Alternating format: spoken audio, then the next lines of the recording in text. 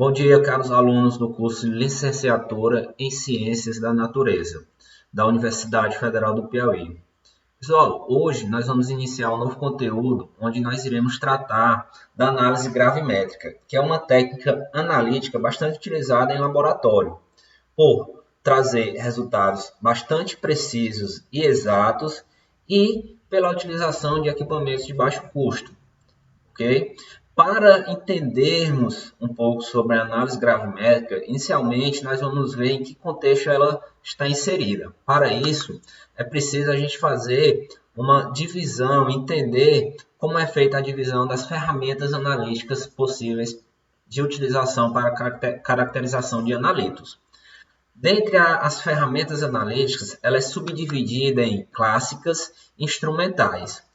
Basicamente, sucintamente falando, as ferramentas analíticas ditas do tipo clássicas, também conhecidas como ferramentas analíticas de via úmida, elas se baseiam na utilização de reações químicas, onde, por meio da formação de precipitado ou formação de gases, a gente consegue visualizar a reação ocorrendo.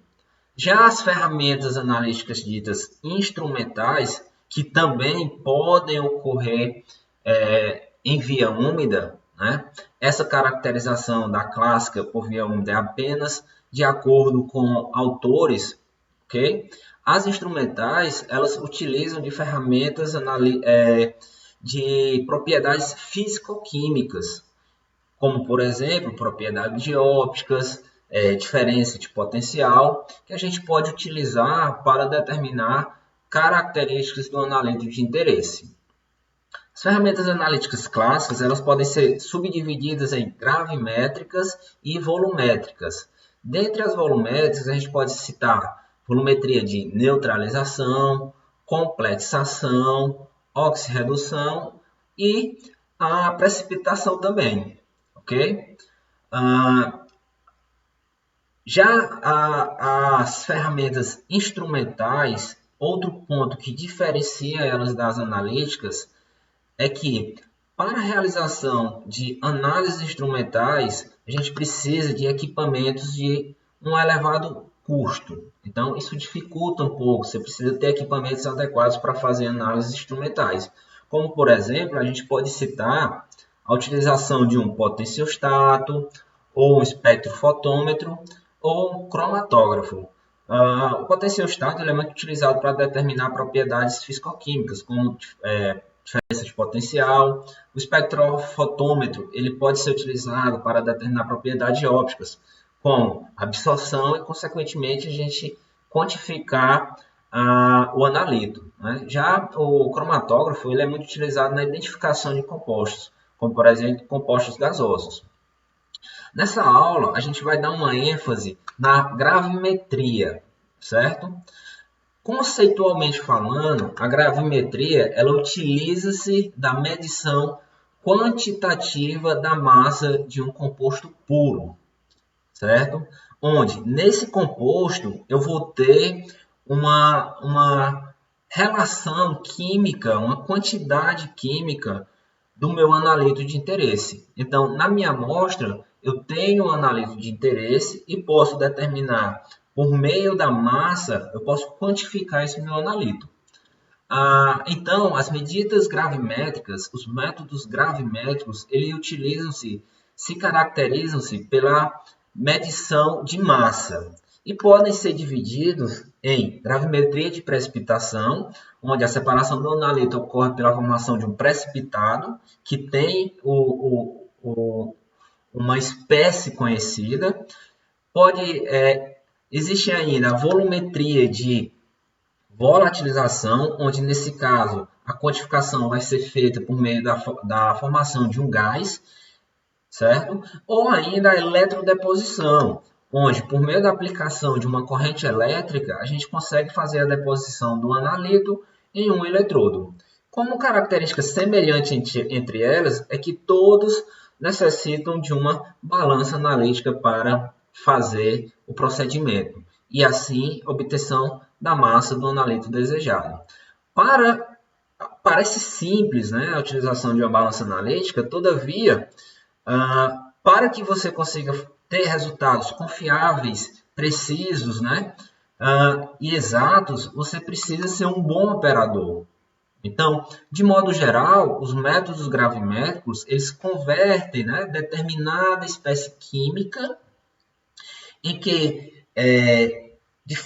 a gente consegue de forma separar ele do meio em que a minha amostra está inserida, para então, através de cálculos estequiométricos, eu consiga quantificar o meu analito. Ok? Então, esses são os princípios dos métodos gravimétricos. E que tem algumas vantagens, né? Que a gente pode citar, por exemplo, que são métodos absolutos e não dependem de um padrão, que são compostos caros. Né? Você não precisa ter um padrão para realização de métodos analíticos. Além de ser um método exato e preciso e, como já tinha relatado anteriormente, uma instrumentação bem simples e barata. Como todo método, algumas desvantagens também podem ser citadas, como procedimentos em laboratório são um pouco demorados, você precisa de tempo para realizar uma análise gravimétrica. Né? E como toda medida, está propícia a erros, né? Principalmente quando a gente fala no processo de precipitação. E aí a gente tem que saber algumas características de como obter um bom precipitado. Além disso, nas várias etapas que são feitas em uma análise gravimétrica, há perdas também por meio da transferência, da filtração, na lavagem e na secagem do precipitado. Okay? Eu vou relatar para vocês agora, sucintamente, como é o procedimento de uma análise gravimétrica por precipitação. Então, primeiro, o analito é convertido em um precipitado pouco solúvel e vai ser esse analito que a gente quer, aquilo que a gente tem interesse por meio do precipitado formado. Posteriormente, a gente precisa fazer uma filtração para separar o sobrenadante do precipitado. Então, alguns equipamentos são necessários, por exemplo, uma bomba de vácuo. Em seguida, é necessário fazer uma lavagem para eliminar interferentes, secar ou calcinar esse material, em que você pode utilizar um cadinho de vidro sinterizado, ok? Lembrando que alguns equipamentos são adequados, são necessários para esse tipo de análise. Posteriormente, é necessário resfriar, você pode utilizar um dessecador, pesar a massa do precipitado e, através de cálculos, quantificar o analito. Ok? Para que tudo isso seja uma análise boa, algumas características têm que ser levadas em consideração. Por exemplo, as propriedades do agente precipitante e também do precipitado formado. Por exemplo, o agente precipitante ele tem que ser específico ou seletivo. Os reagentes precipitantes específicos, eles são raros, né? E reagem apenas com uma espécie química. Já os reagentes seletivos, eles são bem mais baratos, principalmente pelo fato de eles reagirem com várias espécies químicas, ok? Dentre as características do precipitado, a gente tem que levar em consideração que ele tem uma solubilidade baixa, ou seja, aí a gente leva algumas considerações como KPS, né? Além de ser facilmente filtrado e lavado, inerte a reagentes atmosféricos e ter uma composição conhecida final. Com isso, a gente tem que considerar algumas propriedades dos tipos de precipitados e também características do processo de lavagem. Todas essas características mais a fundo nós iremos ver na próxima aula, ok? Então, agradeço a vocês pela presença e na próxima aula a gente dá continuidade às propriedades da análise gravimétrica. Bom dia.